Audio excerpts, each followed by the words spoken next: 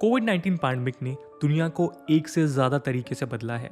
कहते हैं कि ट्रेजेडीज के बाद ह्यूमंस हमेशा अपनी जिंदगियों को रिकैलिब्रेट करते हैं, अपने रिश्ते, future plans, career plans etcetera में चेंजेस करते हैं। हालांकि जब लोग कैटास्ट्रॉफिक इवेंट्स को सोचते हैं जिसमें जिंदगियां खत्म हुई होती हैं, तो वो अक्सर इमीडिएट हार्म को सोचते हैं। वर्ल्ड वॉर 2 में करीब 15 मिलियन लोगों की जान गई थी। वर्ल्ड वॉर 1 में करीब 15 मिलियन लोग मारे गए थे। 2010 का हैती अर्थक्वेक 1,60,000 लोगों के लिए मौत बनकर आया था। वर्ल्डोमीटर वेबसाइट के मुताबिक कोविड-19 पैंडेमिक के कारण केवल एशिया में ही सितंबर 13, 2021 तक 10,78,114 लोगों की डेथ हुई है। ये फिगर्स कैटास्ट्रॉफ्स के लॉन्ग टर्म इफेक्ट्स दिखाते हैं, जिसमें एक सवाल ये है कि जो लोग अब नहीं हैं, उनके रहने से क्या दुनिया अलग होती, और होती तो किस तरह से। ये रैमिफिकेशंस डॉक्यूमेंट नहीं किए जा सकते, पर ये इंपॉर्टेंट होते हैं। लेकिन अब जब पैंडेमिक आ चुकी है और दुनिया ने इसमें रहना सीख लिया है, वैक्सीन्स भी आ चुकी हैं और अगले कुछ महीनों में या कुछ सालों में जिंदगी फिर शुरू हो जाएगी, तब वर्ल्ड ऑर्डर क्या होगा। आज इस वीडियो में हम एशिया में होने वाले उन इवेंट्स, पॉलिटिकल डेवलपमेंट्स को डिस्कस करने वाले हैं जो एशिया में 2050 तक होंगे। दोस्तों, नोट करने वाली बात यह है कि ये पॉसिबिलिटीज हैं। स्पोर्ट्स इवेंट्स कैंसिल हो सकते हैं, जियोपॉलिटिक्स चेंज हो सकती है। नमस्कार दोस्तों, मेरा नाम है आदर्श और स्वागत है आपका स्टडी IQ में।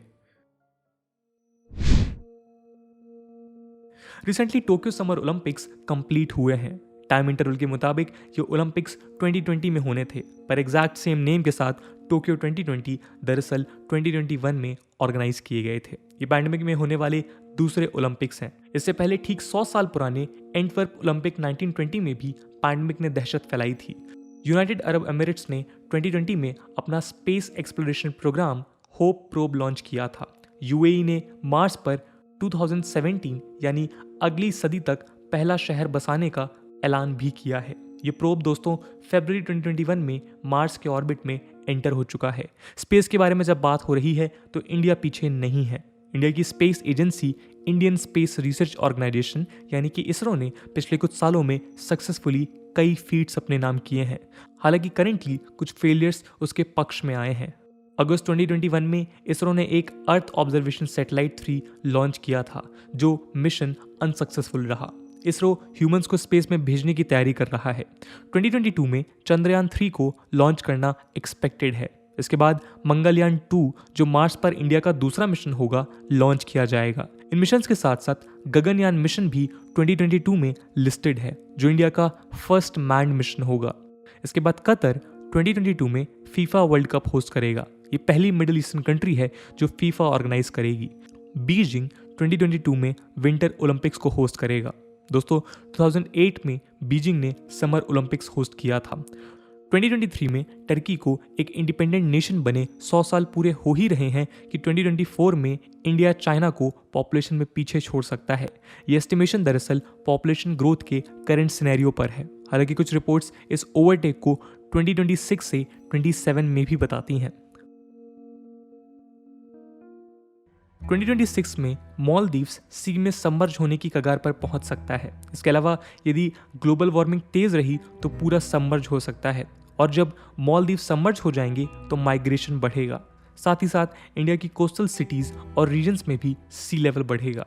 चेन्नई, मुंबई एक्सेट्रा जैसे कोस्टल शहरों पर प्रेशर बढ़ रहा है। इसके अलावा क्या आपको सर्न यानी लार्ज हैड्रॉन कोलाइडर याद है? दोस्तों, ये Franco Swiss border near Geneva, Switzerland में लोकेटेड पहला पार्टिकल एक्सेलरेटर है। 2028 तक चाइना अपनी कैपिटल सिटी बीजिंग में इसके साइज से करीब 2 गुना पार्टिकल एक्सेलरेटर डेवलप करेगा। 2030 में शंघाई दोस्तों वॉल स्ट्रीट को पीछे छोड़ दुनिया का लीडिंग फाइनेंशियल सेंटर बन सकता है। इसी दौरान चाइना की पॉपुलेशन डिक्लाइन होना शुरू हो जाएगी। 2032 तक साउथ ईस्ट एशिया यूनिफाई कर सकता है। ये यूनिफिकेशन ट्रांसपोर्ट लिंक से होगा। इसमें इंपॉर्टेंट ब्रिजेस जो जावा और सुमात्रा आइलैंड्स के बीच सोइंदा स्ट्रेट में बनेगा और दूसरा सुमात्रा और सिंगापुर के बीच मलक्का स्ट्रेट पर बनेगा। जब इंडोनेशिया आइलैंड्स एशियन मेनलैंड से जुड़ रहे होंगे, तब बैंकॉक एग्जिस्टेंशियल क्राइसिस से गुजर रहा होगा, क्योंकि राइजिंग सी लेवल्स का उस पर डायरेक्ट इम्पैक्ट होगा। 2034 तक बोर्नियो रेन फॉरेस्ट, जो वन ऑफ द ओल्डेस्ट है और अपनी वाइड रेंज ऑफ बायोडाइवर्सिटी के लिए जाने जाते हैं, खत्म हो जाएंगे। इसका कारण है रेट ऑफ डिफॉरेस्टेशन। रशिया 2035 तक एक वर्ल्ड फूड सुपर पावर बन सकता है। इसका कारण भी रैपिडली चेंजिंग क्लाइमेट ही है। ऐसा इसलिए क्योंकि नदर्न हेमिस्फीयर में परमाफ्रॉस्ट और ग्लेशियर्स पिघल रहे हैं। इससे नदर्न रशिया में वास्ट प्रोडक्टिव लैंड एक्सेसिबल हो जाएंगे, और क्योंकि ग्लोबली 9 बिलियन के करीब पॉपुलेशन हो जाएगी, फूड कंजम्पशन बढ़ने वाला है। 2036 में चाइना पहली एशियन और दूसरी ग्लोबल कंट्री बन सकती है जो मून पर अपने एस्ट्रोनॉट्स उतारेगी। इससे पहले यूएसए ने 1969 में पहले ह्यूमंस को मून पर भेजा था। ऐसा माना जाता है कि 2038 तक ग्लोबली कैपिटल पनिशमेंट यानी punishment of death greatly decline होगी, स्पेशली एशिया और मिडिल ईस्ट में। 2040 में दोस्तों इंडियन इकॉनमी यूएसए और चाइना से कम्पीट कर रही होगी। जाहिर है कि इंडिया एक बड़ी इकॉनमी बन रहा है, तो अगले 19 सालों में ये होना संभव है। जापान दोस्तों 2041 तक एक मेजर वोल्केनिक इरप्शन देखेगा। 2045 में रिपोर्टेडली LGBTQ या क्यूअर कम्युनिटी से डिस्क्रिमिनेशन सिग्निफिकेंटली कम होगा, और इसी साल जापान के हिरोशिमा और नागासाकी में हुए 2 एटॉमिक अटैक को 100 साल पूरे होंगे। ये पहली और अब तक आखिरी बार था जब ह्यूमन हिस्ट्री में न्यूक्लियर बॉम्ब्स अटैक में यूज हुए हों। उम्मीद करते हैं कि 2021 और 2045 के बीच कोई न्यूक्लियर वॉर नहीं होगा। जापान की पॉपुलेशन 2046 तक 100 मिलियन से कम हो जाएगी। यहाँ की रूरल पॉपुलेशन ऑलमोस्ट वैनिश हो जाएगी क्योंकि वहाँ पॉपुलेशन स्लोली डिक्लाइन हो रही है। 2047 में पाकिस्तान और इंडिया को आज़ाद हुए 100 साल हो जाएंगे। इसी साल हांगकांग में इसका चाइना के साथ 1 कंट्री 2 सिस्टम्स एग्रीमेंट खत्म हो जाएगा। जब 1997 में ब्रिटेन ने हांगकांग को छोड़ा था तो बीजिंग ने 50 इयर्स का प्रॉमिस किया था कि सिटी की एग्जिस्टिंग वे ऑफ लाइफ को रहने देंगे। 2048 में इजराइल और नॉर्थ कोरिया अपने इंडिपेंडेंस और फाउंडिंग के 100 साल कंप्लीट करेंगे। 2049 में चाइना का 1 country 2 system agreement for Macau expire हो जाएगा। 2050 में दोस्तों ग्लोबल पॉपुलेशन करीब 10 बिलियन होगी, जिसमें ऑब्वियसली मेजर शेयर एशिया का होगा। इंडिया की पॉपुलेशन एक्सपेक्टेडली डिक्लाइन करना शुरू हो चुकी होगी। इसी के दौरान इंडिया हिस्ट्री की सबसे बड़े रेफ्यूजी क्राइसिस से गुजर रहा होगा, जबकि उसका खुद का एरिया राइजिंग सी लेवल के कारण कम हो रहा होगा। रेफ्यूजी क्राइसिस भी इसी राइजिंग सी लेवल का रिजल्ट होंगे।